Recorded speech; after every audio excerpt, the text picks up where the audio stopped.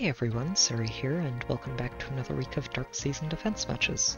Medeus' release was enough to finally get me thinking about updating my Dark defense. His ability to neutralize bolt towers is an invaluable bit of utility, and bringing Kanto control to the mix helps discourage Kanto-based offense strategies. He's also a very bulky frontliner thanks to Assured Rebirth, especially if he has other dragons, or healers, nearby. Infantry Rush is a fun seal to use for him, since it really spikes the threat level of his teammates. I also decided to commit some more to Idun while updating the defense.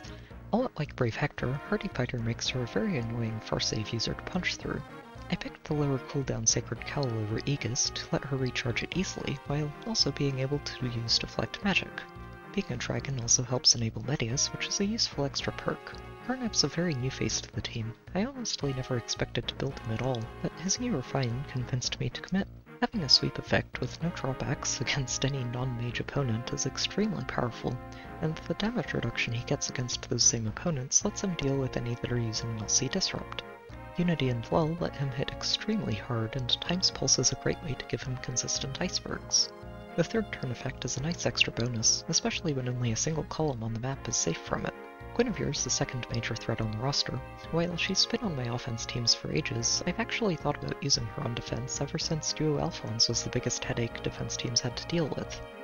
On this team, her still unique mage-slaying weapon makes her a great partner for Gharnef. Anything he can't sweep, she'll have no problem wiping off the map. Her kit's pretty similar to his. Unity and Lull do a lot to tip stats in her favor, and also protect the visible bonuses Medeus offers, while Time's Pulse gives her easy access to Iceberg. Katria, of course, ties the squad together. Triangle attack makes it very difficult to tank the Gharnef and Guinevere barrage, and the mobility bonus from the Orders buff lets them cover a very similar threat range. Fortified defense is mostly there to force Idun to rally Gharnef, and as a part of the defense I'll probably adjust in the coming weeks. Azur is also making a return to the defense team, bringing a variety of useful support tools to the squad. Infantry Pulse sets up most of the team's cooldowns for a near-guaranteed activation in the first combat, while Sudden Panic is an excellent way to mess with the offense team's positioning. Her new weapon's Joint Drive is a nice extra bonus for her allies too. Fragment's not as immediate a threat in this layout. I'm still thinking about ways to shuffle things around a bit to give them better access to the map, but trying to overlap the ranges of Farsave, Katria, and Medeus can get really tricky. The extra attack Brami offers the team is still useful though, and they can easily pick up a knockout if the offense doesn't respect them. Overall, the defense did remarkably well for its debut week. There were a couple of clean losses along the way, but I'm really happy with these results, and I'm looking forward to tweaking things in the weeks to come.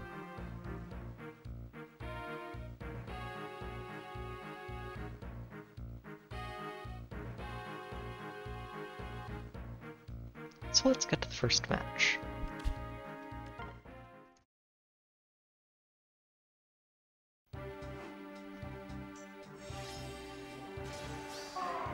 This match was a fun way to start off the week. They brought along a variety of threats on their offense team, including a Fallen Edelgard, Linja, and a Harmonic Sita. It's an interesting mix. It does offer them a nice variety of multi-phase tanking and player phase sweeping. But I imagine it has a reasonable enough time clearing out a lot of defenses, especially with Ashe's warp support and both Azur and Peony for denses. While Azura doesn't actually have a target on this team for her extra dance, the extra movement she offers Lyn is a great way to let her sneak into areas she might not be able to reach otherwise.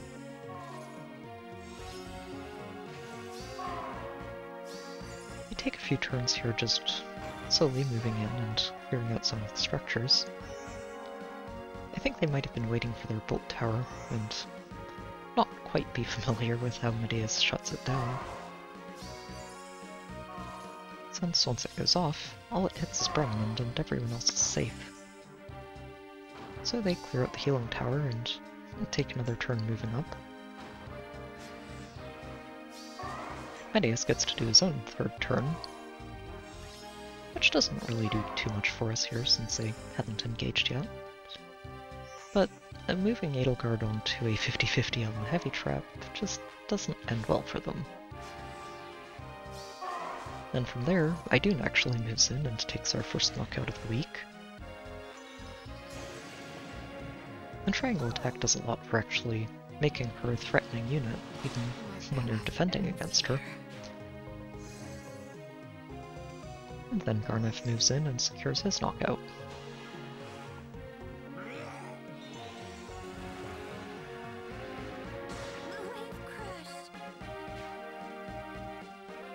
We don't quite reach anything else here, but 2 knockouts is a great start to the match. They decide to keep going and start working on Medeus' health bar with Ash.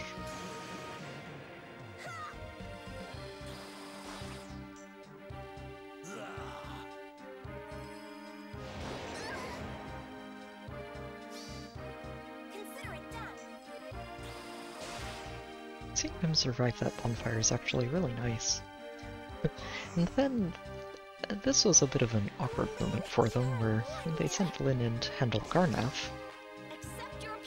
But Gharnef actually survives, and casually one-shots her on the counterattack. The damage reduction is actually a really sneaky part of this refine. It's not saving him once he's down to 7 hit points, of course, but I don't think they expected Lyn to get knocked out there.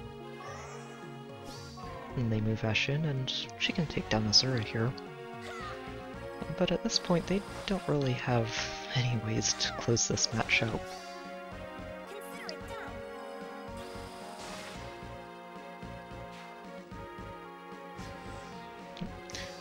Gwen moves in first and snipes the Azura.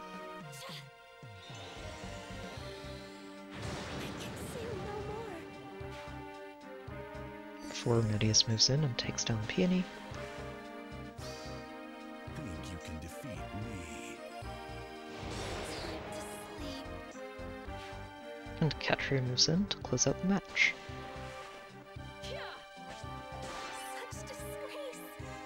It's fun to see a clean sweep on that first match.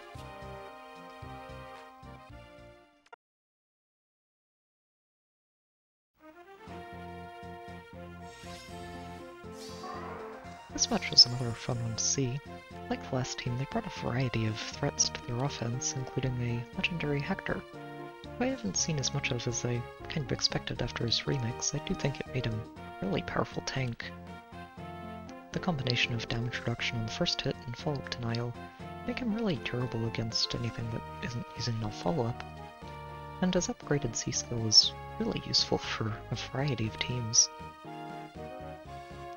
Morita, on the other hand, is a great melee specialist in case they don't have too many ranged threats to worry about, or can just snipe them with the combination of E-Tree and a bonus weak Lilina. Some of their seals are a bit odd here. The Hardy Bearing on Lilina is mostly unnecessary unless she gets hit by a bolt tower or something. And not using seals on some of the rest of their team is a bit unfortunate. They take a couple of turns here just to set up and get in position, but Bolt Tower doesn't actually get to do anything thanks to Medeus, and they end up just moving in here to try and have Hector tank. Unfortunately, they might have forgotten about Medeus and his third turn AoE. Not that it would have saved Hector here, since the triangle attack means Gharnef just punches through it and finishes him off with an iceberg. Just getting started. And then Guinevere moves in and, well, that damage reduction isn't saving Morita here.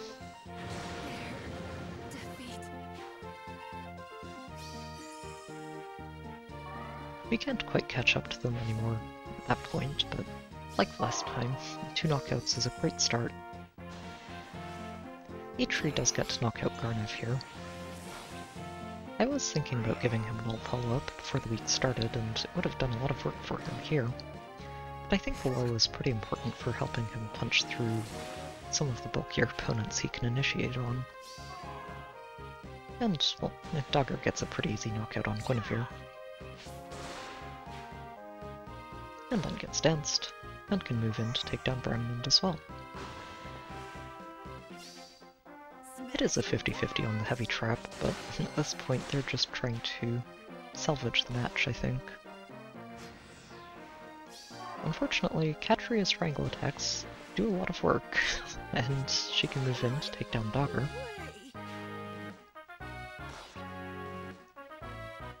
And then Medeus, and Katria again, can clean up some more of their team. Peony is a very easy target for Katria, and Ichi doesn't quite meet this res check to stop Medeus from finishing her off.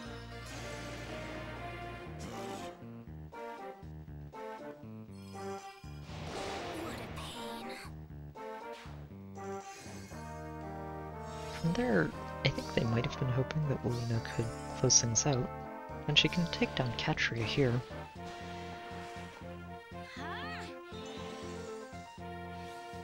But even with Bone's weak stats, Lena's not going to have a very good time with Idun, and I think they realized that after this turn.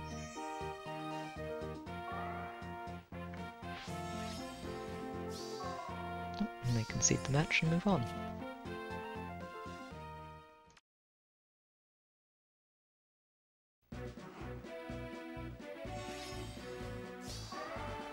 This match was another neat one to see. I haven't actually seen many people invest in Medeus as a near-save tank, but he does get very physically bulky, and hits pretty hard too if you commit to him. And they're backing him up with a Farsave Ignatz, who's another unit I haven't actually seen very much. He's a lot like Winter Felix and is a really great free-to-play option for Farsave. The +9 Tatiana is also a really neat thing to spot, and she offers them a solid player phase option to help clean things up after the save armors get people out of position.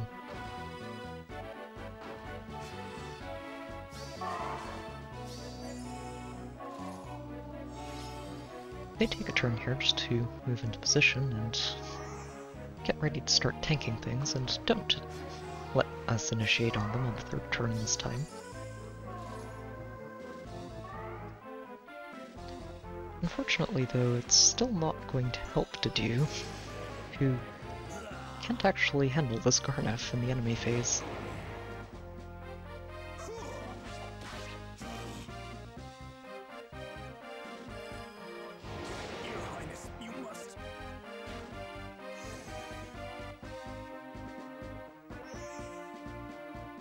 And then Gharnef moves in and has no problems sweeping Ignatz off the field.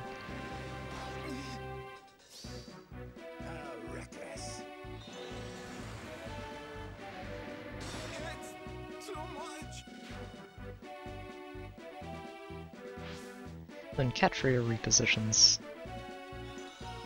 Gharnef out and gives Guinevere an easy opening to move in and take down Ash.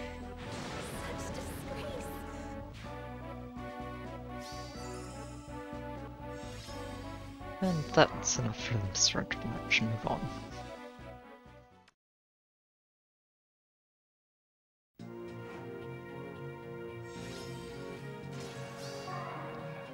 This match was another save ball strategy, this time using a Fallen Edelgard instead of an Ignatz as their first save option and an Idun as their near save. These two actually work really well together, I think, since it makes it very easy for Edelgard to transform, especially with an Ashe and Milla as supports. On top of the Caden, who's freshly refined with his extra layer of guard that he can offer to Edelgard and Idun.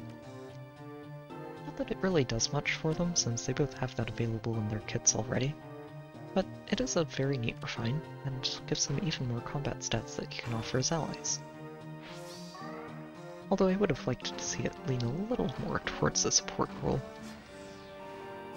Sadly for Caden, Azura's sudden panic means that he doesn't really get to offer his team very much at all. And once again, Gharnef can just warp in and sweep through Edelgard without any problems at all.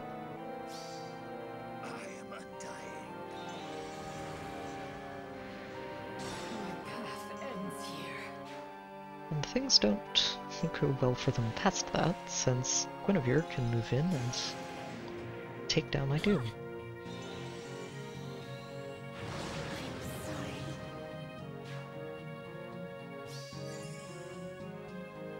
We can't reach them from there, but that's enough for them to surrender the match and move on.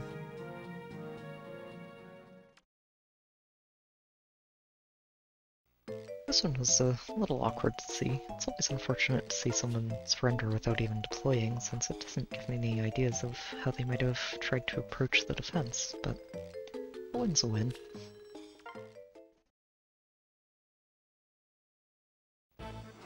This next one was another save ball, this time featuring a flame for that extra layer of damage reduction, and a very impressive Forma. I do think she's a great near save option. The damage reduction she gets and just the sheer amount of bulk she ends up having from this weapon make her really solid. And Fjorm, as always, is a great far save tank as well. The bonus weak Lilina is a nice way to give them a player phase option to pick off a threatening target before the fight begins, or help clean things up after everyone gets out of formation. And they decide to just go for it right away here. I actually expected Medeus to move in and to take this fight with Fjorm, and was not expecting Guinevere to move in and do that instead. Unfortunately for Fjorm, the Ice Mirror only blocks the first hit, and Guinevere's Iceberg is enough to finish her off.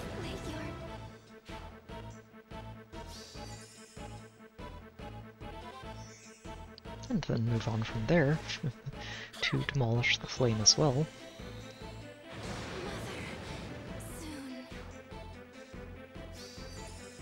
And while we can't quite reach anything else this turn, that's enough for them to concede and move on.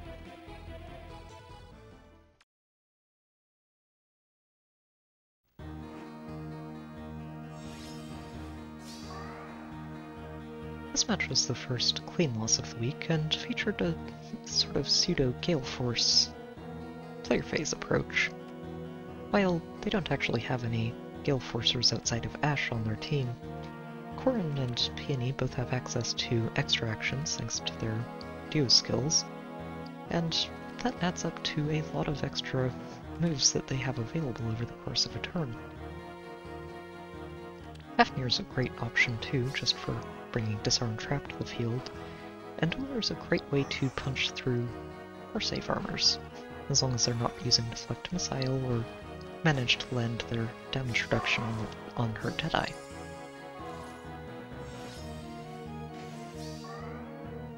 Unfortunately for us, Idun isn't really able to handle this Ullr at all, and once they break that duo's hindrance to make sure they don't have any problems activating all of their skills, they set up to get things started.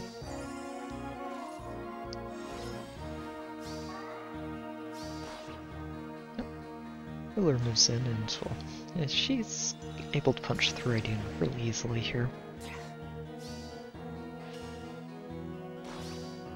My feet stand firm. And then a dance and moves over to pick off Zora.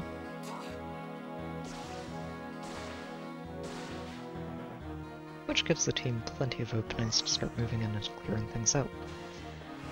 She goes after Medeus here too. Deadeye's a great way to just ignore his damage reduction and finish him off before he can cause anyone else problems.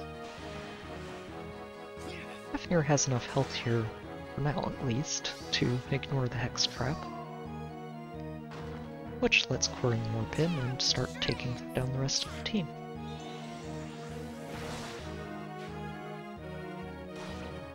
Gharnef goes down first, the duo dances come through, and Ullr can one-shot Guinevere, before Corrin moves in to close out the match. It was a very clean clear overall. A lot of reliance on those duo skills, but that's fair.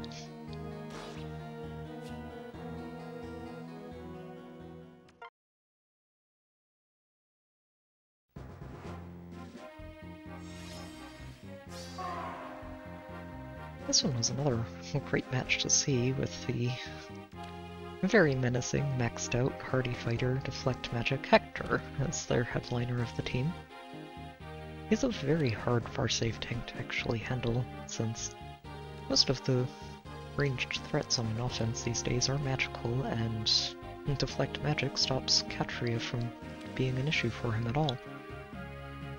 Along with Aegis just making sure he never has issues with that first hit. Surtur's a really neat near save tank to back him up with, and isn't someone I've seen too much of, even though he's basically a blue Gustav. And of course, supporting both of them with a Brave Lucina means they both have access to breath and don't need to run it in their base kits. A lot like the last match, Ullr's a great way to help them clean things up in the player phase, and Ashe just gives them plenty of mobility to get around the map, while Air gives them all of the sustain they could ever want.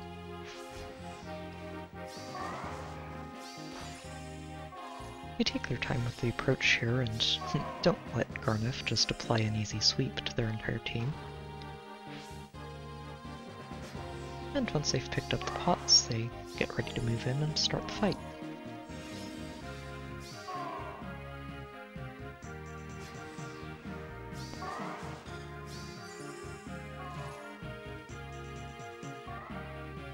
Idun ends up wasting a couple of actions here just by playing first and not quite getting the triangle attack on Surtur.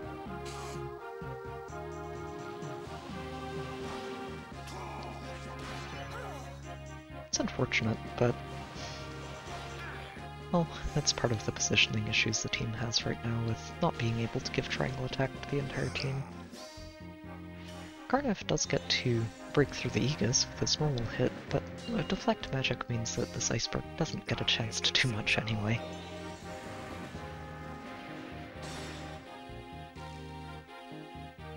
And well, Guinevere gets to do the same thing, but unlike Gharnef, she can't sweep Hector, so she doesn't get to survive this counterattack.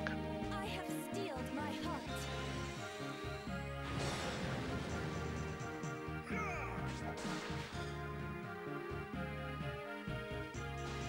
And sadly, even though Surtur is very low, Medeus can't quite finish the job here.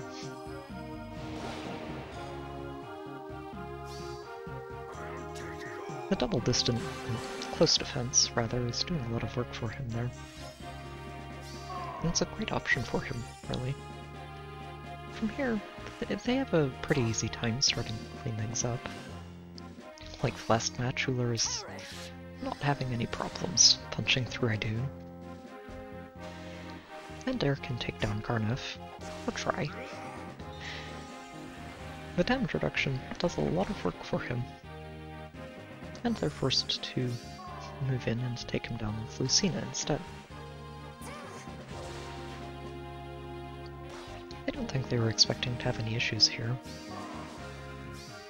So it might have been a bit awkward when Brandand got disrespected and pops the Aegis with one attack, while Impact gives him a pretty easy way to survive that counter, before moving in with a fully charged Moonbow. Meet your defeat. And taking down the unprotected Hector. Katria can't really get anything done after that, but taking down Hector is a pretty good outcome for this. And they do decide to just go ahead and close out the match here. It's a bit of a sacrifice play at the end, but I really don't think they were expecting to lose Hector at all. Oh. And then down goes Azura to close out the match.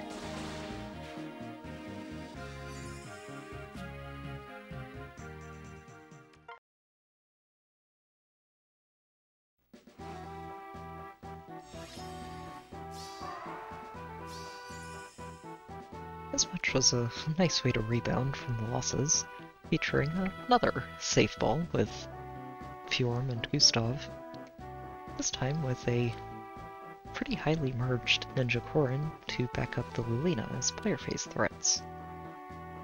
I do like combining the two of them. Corrin and Lina can shred through just about any safe tank.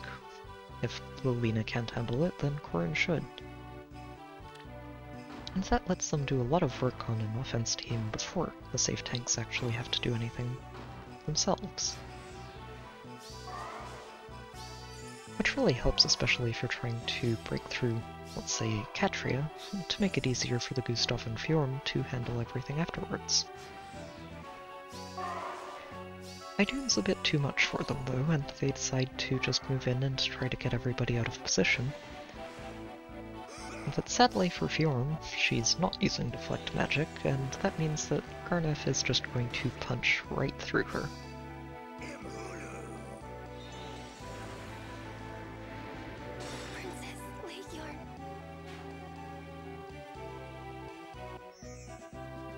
Gharnef moves in next, and bulky as Gustav is, he's not going to have a very good time with quads.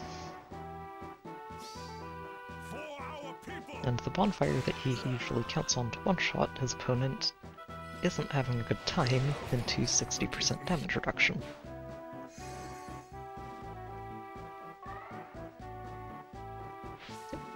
And then Guinevere even pulls Gharnef just out of position, let Bram move in and pick up one last knockout on Ash.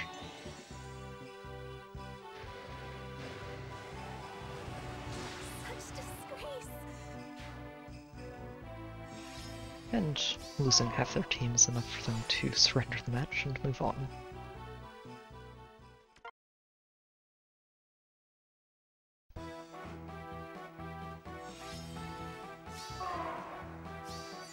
This match was another fun one to see. It's another really heavily player phase oriented team with a Ninja Lin, Ninja Korin, an in-season Eitri, and a bonus week Uller.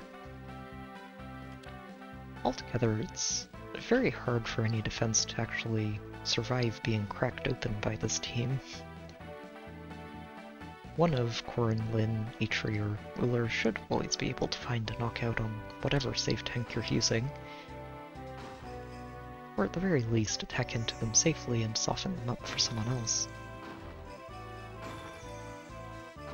And backing that up with the Harmonic Azure is a great way to give them another 2 extra actions to move around the map with, as long as she uses the extra on Korin. So they just take their time moving in and clearing out structures at the start of this.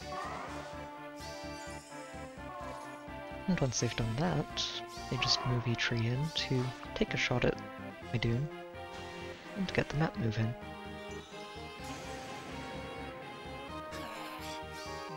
Neither of them are really going to come out on top here. Idun shuts down Eitri's auto follow-ups pretty easily, and Eitri can't really die to Idun thanks to the damage reduction and color advantage. And they just reposition out to safety and try to get the team out of position to work with later. From here, the rally actually ends up backfiring, since after Idun rallies forwards, it just means that Medeus can't actually reach Eitri afterwards. Luckily, the drawback from Guinevere actually does give Medeus a springboard point to move in and take down Eitri. That's all we get there, though, and they do decide to keep moving from there. And, well, the player phase options are very, very strong at taking down unprotected ranged units.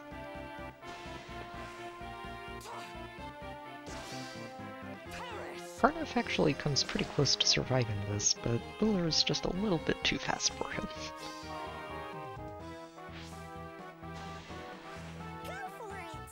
And, well, Bram isn't having any fun against Lin in the enemy phase, so it's pretty easy for them to just clean things up. They don't quite land in a safe spot though, and Medeus can just move in to take down their Dancer.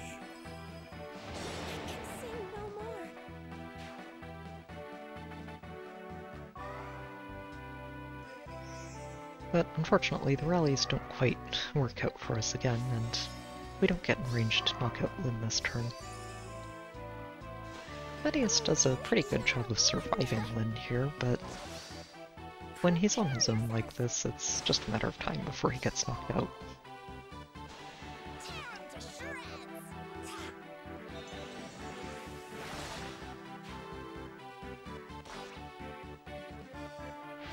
And then they just wait out of range of us for us to move in, and start picking off the rest of the team one at a time.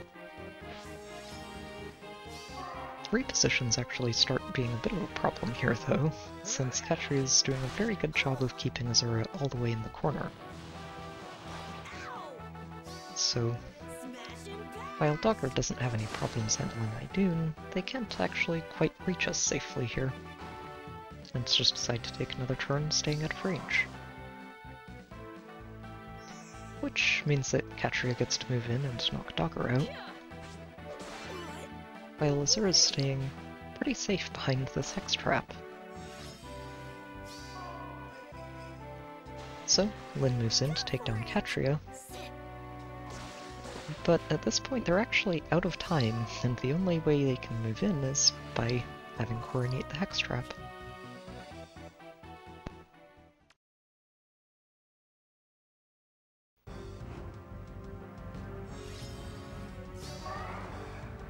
This was another fun match to see. It's been quite a while since I've seen a maxed out young Leon like this. It's honestly really impressive, and I can't see him having many problems with more than a handful of ranged units that he runs into. Especially when he's being backed up by a near-save Edelgard to handle the melee matchups.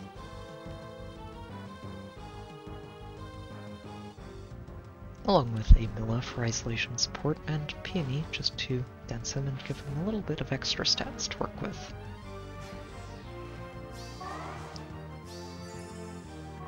They take a couple of turns here just to move in and open up this top left corner, or right corner.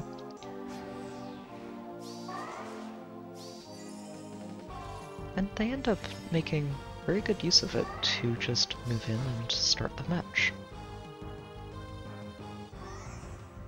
It's a great little corner for him to sit in, since Guinevere doesn't actually have access to it, and thanks to the position of the structures, nobody else can actually reach him, except for Gharnef, who's not really going to have the best time of this fight.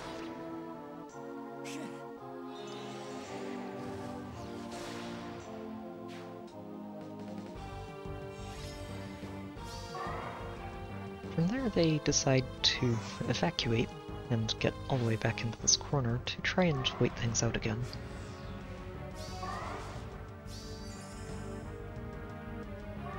Unfortunately though, the movement order of Rally and then Remnant moving lets Guinevere reach Leon, and that's not something Leon can handle.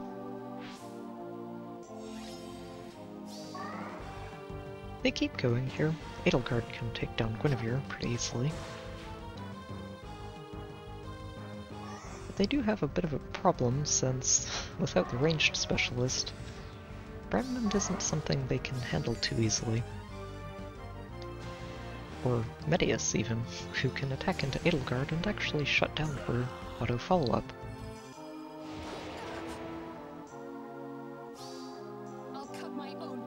While also surviving this bonfire. And while he can't finish her off in this combat, he can get danced and move in to finish the job. I've done all I can. We don't actually get in range of any of the rest of them, but losing Edelgard there is enough for them to surrender and move on.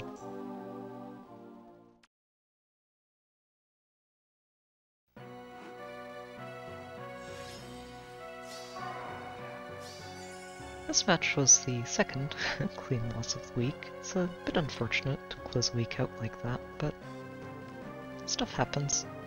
And it didn't count at least, so there's that. They also had a really impressive maxed out Linja on their team, with a young Lara Shaw backing her up. I do think it's a really interesting and effective pair, since it means that Lyn doesn't need to worry about a wind sweep or water sweep to attack safely into her targets, while also being able to just stick to Disarm Trap. The Brave Erica's a nice complement to that too, since she can move in and handle any melee threats and potentially create an opening for Lyn to clean things up.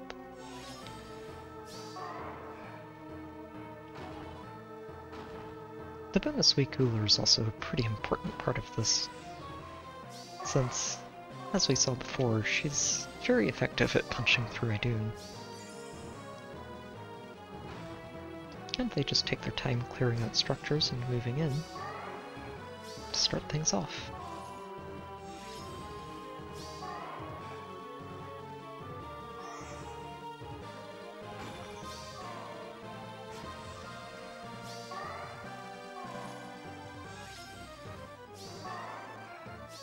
Nope. From here they can just have Larshall move in and defuse the pre-charged special that Idun gets. Thanks to the Dazzling Staff, she doesn't have any problems just doing that and not recharging it.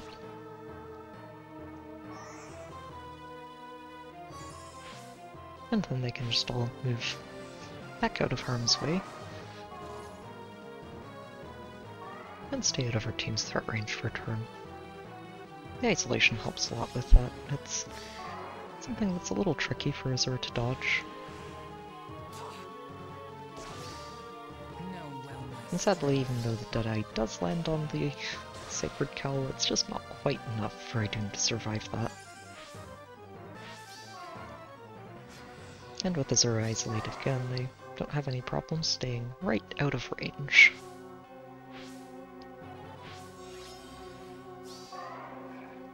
And from here they can really start cleaning things up. Erica can move in and handle Medeus. Damage reduction or not, she does a lot of damage with this Luna, I'm sorry. I will be your lance. And that's enough for her to punch through him. Uller can take Azura off the table as well. And then they're very safe for this following turn.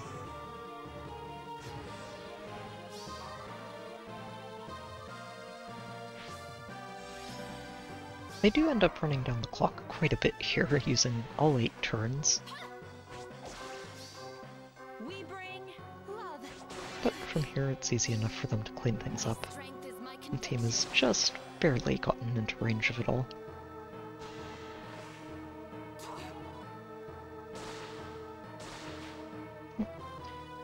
And Uller can just carve her way through everything, and they can smite Lyn forward to clean up Gharnef. He's not going to survive this one. You're finished. And then they let Uller close out the match. My feet stand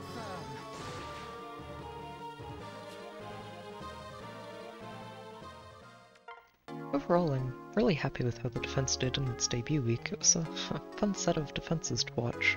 I am keeping an eye on the hyper-aggressive player phase strategies that people are bringing, since they do seem to be a weak point in the defense, but I think I might be able to work on discouraging them with a slightly adjusted layout, or just trying to extend the threat range a bit more, and we'll see how things play out in the next few weeks.